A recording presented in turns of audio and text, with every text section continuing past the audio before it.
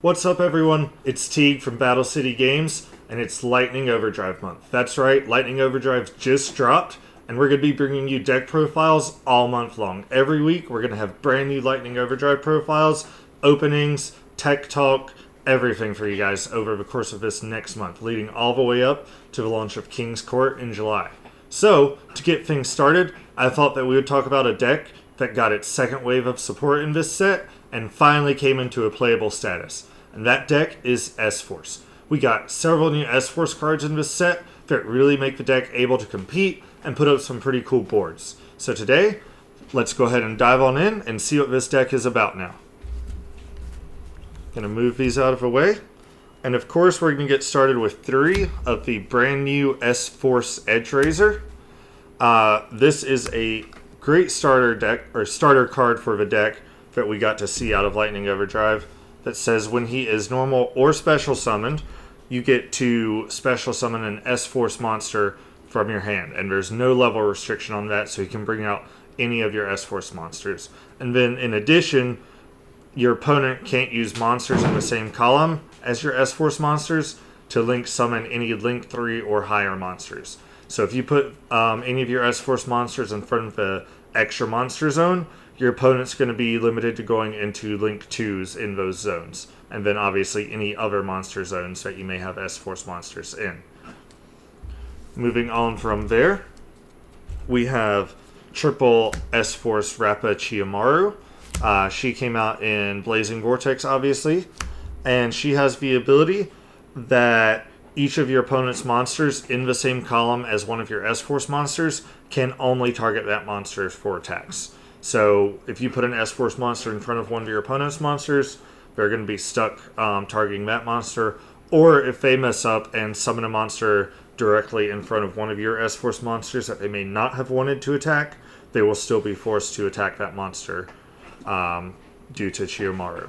And then she also has the quick effect that you can banish one SForce card from your hand and then return her to your hand. And if you do that, special summon one SForce monster from your deck in defense position, except for herself. So her alongside Edge Razor are going to be our 2 starter cards for the deck, as they both give us access to whatever other SForce monster we are looking to get on the field. Moving on from Chiamaru, we are also on triple SForce Gravatino. Gravatino got much better thanks to Lightning Overdrive, since Edge Razor can special summon her from her hand. Previously, if you opened her, you were stuck in this awkward situation where you didn't really have an easy way to get her on board, and you were pretty much forced to just resort to banishing her from your hand for something like Chiamaru, and then trying to special summon her back from your banished zone. She has the ability that each of your monsters in the same column as an SForce monster is banished when it leaves the field. Now keep in mind, that's not when it's destroyed, that's when it leaves the field for any reason. So if they link it off, if it gets bounced back to their hand, anything like that, it will be banished instead of going to wherever it would have gone. That's huge, because if your opponent doesn't play it properly, they can end up losing some resources that they really needed. And then in addition to that, when she is normal or special summoned, you can add one SForce card from your deck to your hand. That's not just monsters, that can be your spells and your traps as well, which in all honesty is primarily what you're going to be looking to do with her. Moving on from there, we have double SForce Platina. Platina is a card that you previously ran at 3, in my opinion, but now she's been cut down to 2. And each of your opponent's monsters in the same column as one of your SForce monsters loses 600 attack. And then if she is normal or special summoned, you can target one of your banished SForce monsters and then special summon it. So you'll be looking to bring her out in order to recur something like a Gravatino potentially that was banished to pay for Chiamaru. So you can go Chiamaru, activate effect, banish a Gravatino from your hand, special summon the Platina, and then special summon back your Gravatino, and then search one of your SForce cards. And then in addition, she is a level 6 spellcaster, which will come up a little bit with your extra deck. And then that 600 attack loss on your opponent does stack, so if you happen to have 2 of her out, they'll be looking at negative 1200 on any monster that's in the same column as an SForce monster. This is a card that kind of makes it harder for your opponent to deal with some of your boards, with her paired with Chiamaru, means that your opponent's monsters will be losing 600 attack, and they can only battle the monsters in the same column as them. Moving on from there, we have one of the brand new SForce Dog Tag. This card is not quite as good as it almost could have been. So during your main phase, your opponent cannot activate the effects of monsters in the same column as your SForce monsters. And then if your opponent normal or special summons an SForce monster while you control another SForce monster, you can special summon out Dog Tag from your hand. So ideally this would have been great if it worked during either main phase to allow you for some stun options during your opponent's turn. But don't make that let you think that this card isn't good, because if you're able to get him in the same column as something, say, like a Dragoon, then you can prevent your opponent from actually activating that negate ability while you continue to go off with your combos. So he does still have applications, and just the fact that he can be a free special summon does have its uses. And then for the last SForce monster in the main deck, we have one Orifice. Orifice says that your opponent cannot target any of their monsters in the same column as one of your SForce monsters with card effects. That first effect's not really going to come up too much, but it's there just in case. And then if your opponent, a monster your opponent controls activates its effect, then you can banish an SForce card from your hand and destroy that monster. Now keep in mind that does not negate, but it does destroy the monster, so it can still provide some disruption if maybe your opponent needed that monster to stay on board. That is a once per turn effect, but it's not bad disruption, and that's why we play him at 1. And then for our hand traps, we are playing triple Ash Blossom. This can be any hand trap you want it to be, but I like Ash Blossom. The only other possibilities I would consider swapping this out for would be Ghost Spell, to stop some of those graveyard effects, especially with stuff like Tri-Brigade coming into the meta, or potentially a Dimension Shifter, because you don't really rely on your graveyard. In fact, stuff like Platina can get your banished SForce cards back. But my only problem with Dimension Shifter is he is only good on the first turn, whereas Ash Blossom can always be good pretty much any time you draw her, to be honest. Moving on for these spells, we play 3 SForce Bridgehead. Let's be honest, anytime a field spell says that when it's activated, you get to add a monster from that archetype to your hand, it's probably a pretty good field spell. So when SForce Bridgehead is activated, you get to add 1 SForce monster from your deck to your hand, and then when an opponent's monster declares an attack on your SForce monster in the same column, you can activate the effect to make it so that monster cannot be destroyed by that specific battle. That effect is once per turn, so it's not like you can use this to protect all of your SForce monsters. But if you have a critical one that you want to keep on board, or maybe make it a little bit harder for your opponent to get off board, you can utilize that ability. Really, this is just here because it gets us any of our SForce monsters that we need to get our combos going. We are then also playing triple SForce Showdown.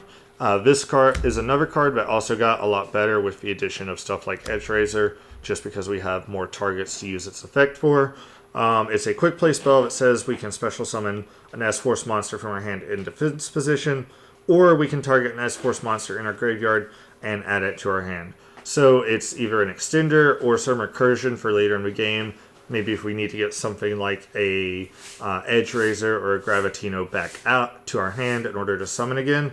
Or, maybe our opponent stops our Edge Razor ability and we still need to get something like Gravatino on the board.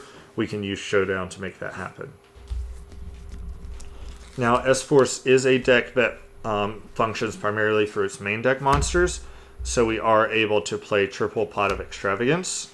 Obviously, this is going to help us dig into our deck a little bit more. You could, arguably play Prosperity here, but we're playing this as more of a control variant, so being able to draw into some additional traps in most cases is going to be better than looking at the top 3 to 6 cards and having to choose one specific card.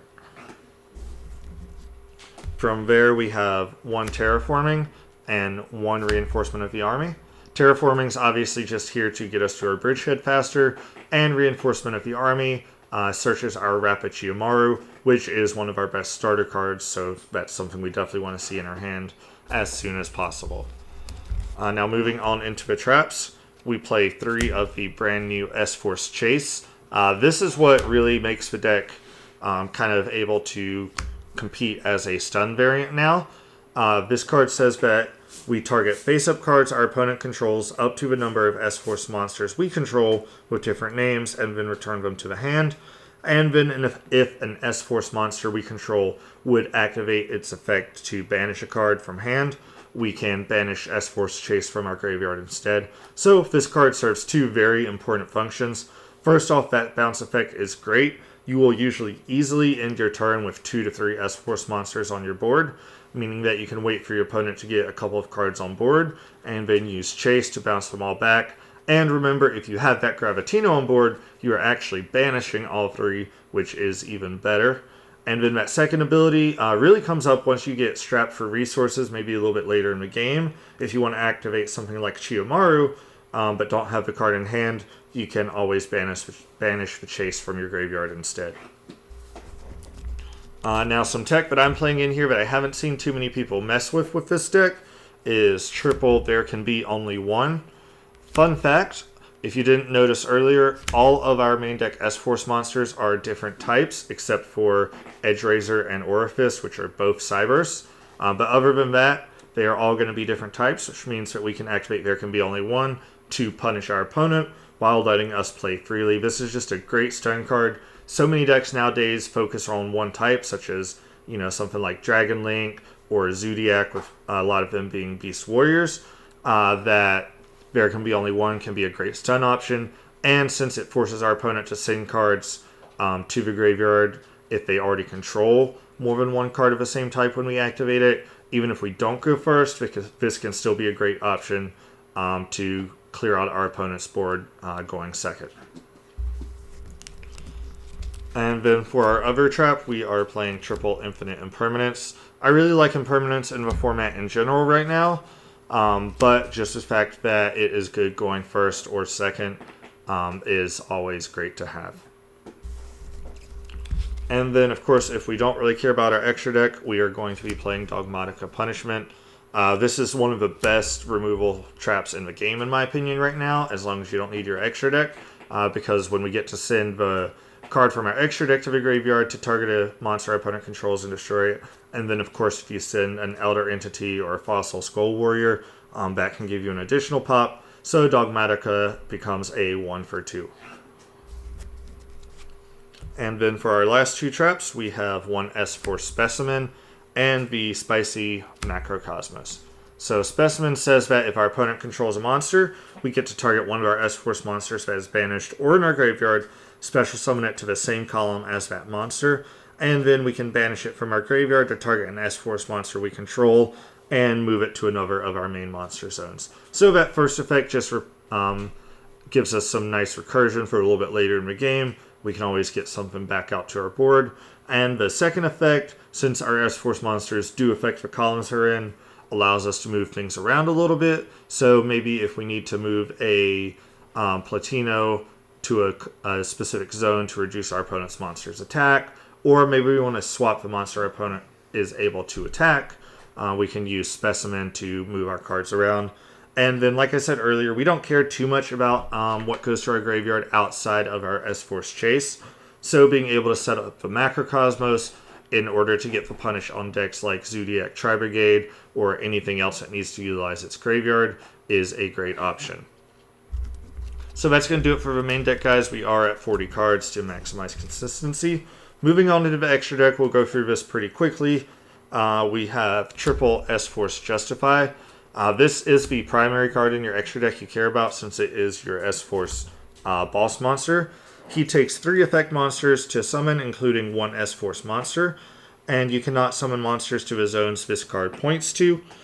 He also has the quick effect. We can target 1 face-up effect monster our opponent controls, negate its effect until the end of the turn, and then we can move that monster to one of their main monster zones that he points to, and you can only use that effect once per turn. And then at the start of a damage step, if he attacks, we can banish all monsters that he points to.